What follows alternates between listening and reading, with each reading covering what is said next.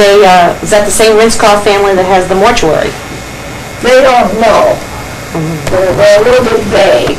But there's a Dr. Rinskoff, Wally Rinskoff, whom I knew at Washington University, and I talked to his sister, and I said, if he ever comes to St. Louis, ask him to call me, because he may have, some record about, how they knew each other. Did they come from the same town there? And I've heard varying stories, and I think part of them came from your family, from a member of your family who said that he had heard that they owned either a winery or a brewery, and I had never heard that before. It doesn't mean it's not true. I just had never heard of it. The only thing that I definitely heard about was that they had dry goods stores in Europe, the same as they had here. And that was what they were prepared to do. And when my grandfather, Bernard, and his brother, Sigmund E., came to St. Louis in 1867, and they were in their late teens, maybe 15 and 17 or 16 and 18, they apprenticed themselves, or they got taken on as clerks by an uncle whose name was Solomon Lowe, and he taught them how to run a successful dry goods store. And that was how they got their training, working for him as clerks. Was there anybody in the first generation who came to the U.S., was there anybody in there who was in different occupations? Well, the bread and dry goods stores. Okay. So that's two bread and dry goods stores. One person had a cigar store? Pharmacist? No, my grandfather, who married Emma Freund, that was my grandmother, and she was the daughter of Simon. And Simon was a younger brother of that original Moritz Freund who came in 1849. Didn't someone have a tobacco shop? They had a tobacco shop and a cigar factory, which his wife ran, while he sat in the front and schmoozed with all the neighbors and the relatives, and it was the neighborhood, congregating place. And we have, among our records, a memoir written by my mother's brother, that's Alfred Steiner, who celebrated a big birthday in, I guess it was 1957, and invited us all for dinner, and on the occasion he read a memoir which he had written, which I find not only interesting and fun to read, but useful too, because it certainly revealed a lot about relationships and about their attitudes toward money, some of which have been inherited by me. And he talked about how his grandfather, Simon, was so lazy that he would sit on a chair behind the counter leaning back, and if somebody would indicate he wanted a cigar, he would point to the slot in the counter where he should drop his nickel. And she, Babette, his wife, when she cleaned up after the end of the day, would find a lot of wooden nickels in there because he was too lazy to get up.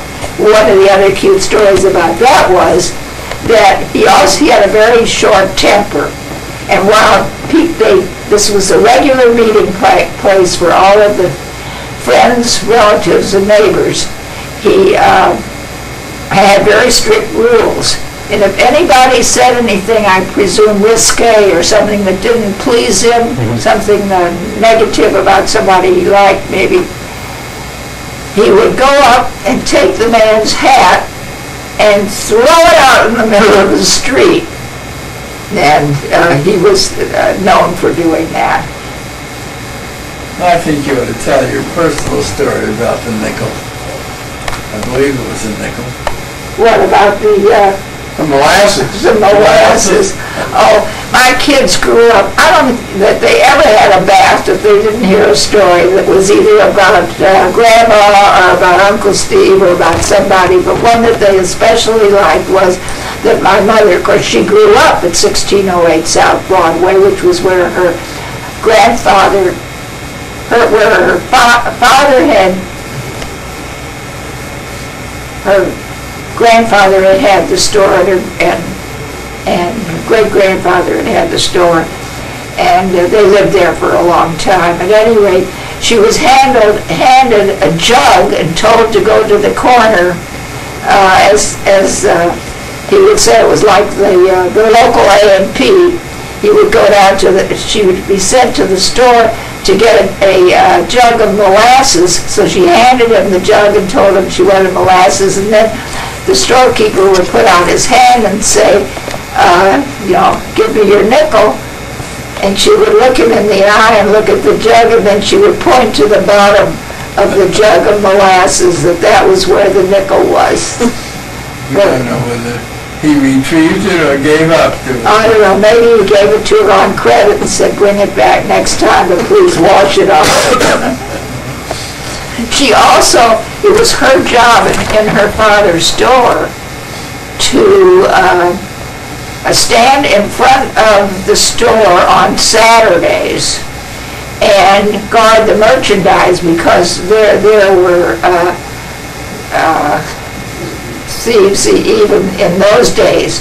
And she never saw anybody try to take anything. She just stood there week after week until one day a woman in a big coat with voluminous sleeves came up and started stuffing socks into the sleeves of her coat.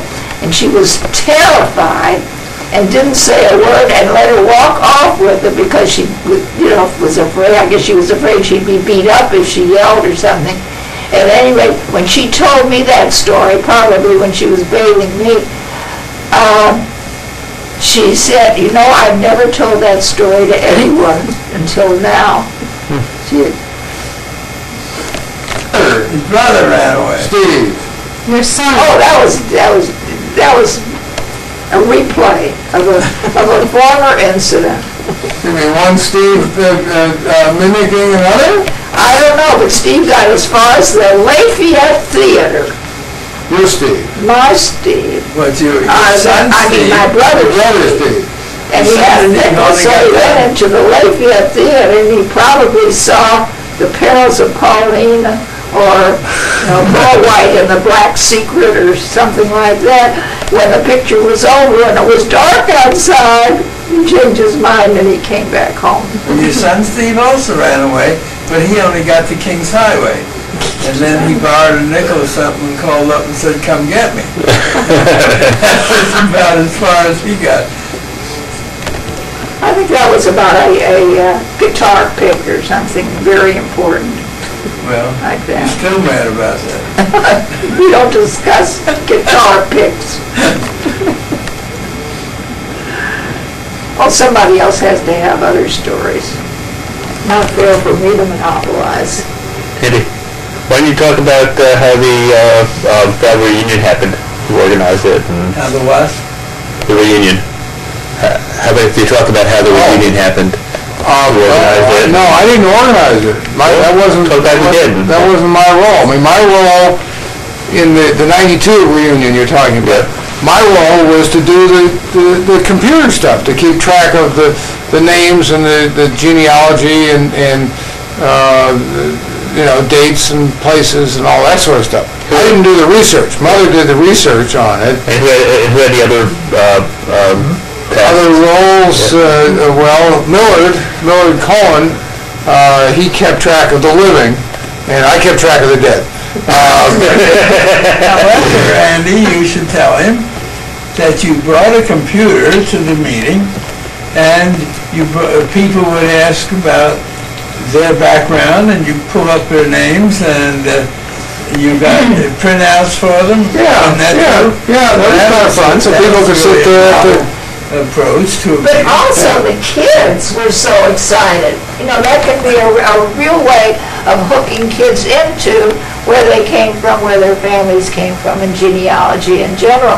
And they just clustered around Andy. They loved it.